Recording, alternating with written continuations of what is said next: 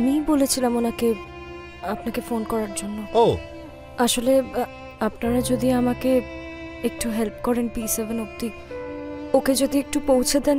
আমি না ভীষণ বিজি, আসলে একটা মিটিং আছে, আমাকে এক্ষুনি বেরিয়ে যেতেই হবে। এসব নিয়ে আপনি একদম চিন্তা করবেন না ম্যাডাম। আর স্যার যখন আছেন। সাডেনলি নয় দাদা, দেখো আমি জানি এটা হয়তো উপযুক্ত সময় নয় এই কথাগুলো বলার, কিন্তু দাদা একটা কথা বলো তো, যদি কেউ একটা চারা পোঁতে তাতে নিয়মিত জল দেয়, সার দেয়, তার যত্ন করে, তাহলে সেই চারা তো একদিন গাছ হয়ে উঠবেই। হ্যাঁ, আসলে আমি যখন ওকে ফোন করেছিলাম মানে চেক সাইন করানোর জন্য, তখন ও আমাকে বললো ওই বইটার সঙ্গে নিয়ে আসতে। এই তো আপনি দেখে নিশ্চয়ই বুঝতে পারছেন, এখানে ওর অনেকগুলো বই রাখা আছে এখনো। তো আমি ওই বইটা নিয়ে যাই। তারপর তো কি হলো, তুমি এখনো বসে আছো, যাওনি নাকি? তোমাকে গাড়িটাও প্রোভাইড করতে হবে? যাবো যাবো যাবো। এই যাবো, চলে যাবো, বদলে যাবো, অন্য মানুষ হয়ে যাবো, এই সব কিছুতেই তো আমার আপত্তি। এই কি নিয়ে স্যার কতদিন? অর্ধেক রাত তো ওখানেই পড়ে থাকো ওই ফ্ল্যাটে, কখনো কখনো চোখ খুললে এখানে আসো। তুমি কি আমাকে ভিক্ষা দিচ্ছ?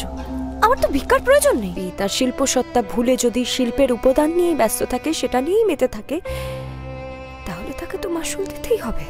আর সেই মাসুল দিল অখিলেশ, আর মাসুল দিতে হলো আমায়। অখিলেশ, লিসেন টু মি, আমরা দুজন আলাদা মানুষ, আমাদের দুজনের থিঙ্কিংও আলাদা। আমি তোমার থেকে তো কিচ্ছু চাইনি, আমি ডিভোর্স চাইনি, আমি কোর্ট মামলা, আমি কিচ্ছু চাইনি। দুজন যখন আলাদা রকমের মানুষ, তাহলে আলাদা থাকাই ভালো আমাদের। এই একই বাড়িতে একই ছাদের নিচে থাকতে আমার ইরিটেশন হয়। দাদা, তুমি তো জানতেই সব, তুমি কেন শাসন করলে না বলো তো? তুমি কেন ওকে বারণ করলে না? কেন আমাকে সাপোর্ট করলে না? কি ব্যাপার, তোমরা রান্না করছো? এটা ধরো, এতে 20,000 আছে, যেমন কথা হয়েছিল, বাকি 30 কাজ করার পরে। আর এই যে এই বইটা, এই বইটা ঠিক এইখানটাতে সব কটা পাতায় দেশলাই কাঠি দিয়ে এটা লাগিয়ে দেয়।